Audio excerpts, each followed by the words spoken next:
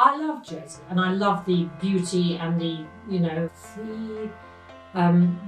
but there's the other side. Whatever you thought, it wasn't a very good idea to say it very loudly. So there was that feeling of sort of secrecy.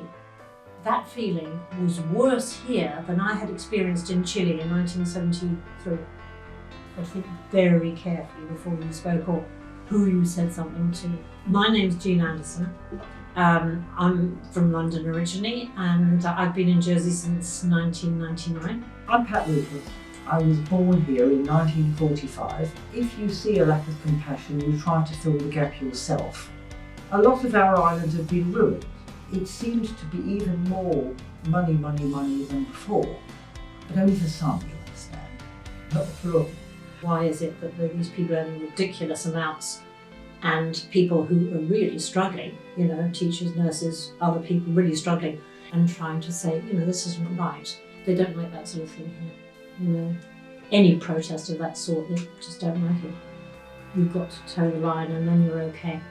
I could see it was grossly unfair, but then I know life can be unfair, so I wasn't shocked. I was just wondering what I could do about it. Pat just picked up the phone one day and said, I'm going to talk to John. So she picked up the phone. I had this call from Jean, Pat and Frank. I think it was a Wednesday night. So he said, come over here. Visit me in Chowsham, we'll have tea and cake, tell me all about it. And I was so pleased because he said, come and see me. So Frank was still alive because he died soon afterwards. So we bundled ourselves off. He says, what do you want to do? And Pat said, either get rid of or kill the tax havens. He said it's going to take a long time. You can't just deal with one little island, tax haven, because they'll just move it around. If you're going to do it, you're going to have to do all of it. I knew from what Jean, Pat and Frank said that we would have to create a global movement to this. And the global movement would have to be research-led, but we'd also have to create a movement of campaigners, advocacy people and journalists. So we had a huge task ahead of us. I knew he was the right person for the job. I knew that he would do something. Things got sort of sparky, didn't they? Things started looking up. Pat, Jean and Frank went back to Jersey and immediately they started fundraising to support the creation of the global movement. And we did all sorts of things like boot fairs, raising money and singing in the street. Our friend Sister Peter, who lived down the road, was always up first thing in the morning, packing all the stuff, and Maurice Merritt, our friend, used to take us in vans to all sorts of places. We used to sell things. We launched the Tax Justice Network in London at the House of Parliament in March 2003. Quite a long time later, Pat called me up and said we've been selling cakes all over the place and we've raised some money to help you create the Tax Justice Network. And then she said, we're sending you a cheque for £50,000.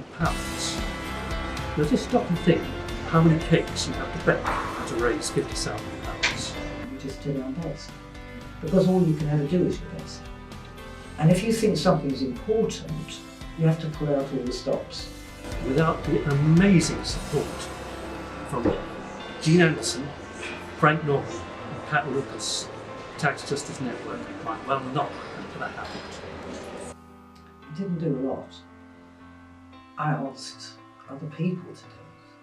But you did something. So Did something. What drove you? My mum. My mum and the story of the little red hen, which she taught me about. I'll do it myself, said the little red hen. It's a very good philosophy. And so you have to do something if you want something done. And so you have to start doing it yourself. But you can't imagine doing it yourself because you're not big enough, strong enough, able enough. You have to ask someone else to do it, really. So hold my hand and let's do it. People are frightened to step out because they want to toe the line. And sometimes it's totally understandable they want to toe the line, but sometimes you can't. It's selfishness we have to do away with. That's the bottom of it. That we have to start to say perhaps a little more every day. It's not all about me. It's all about us. Then we'll probably get somewhere. I don't have the knowledge that other people have about it. I'm just some little teacher.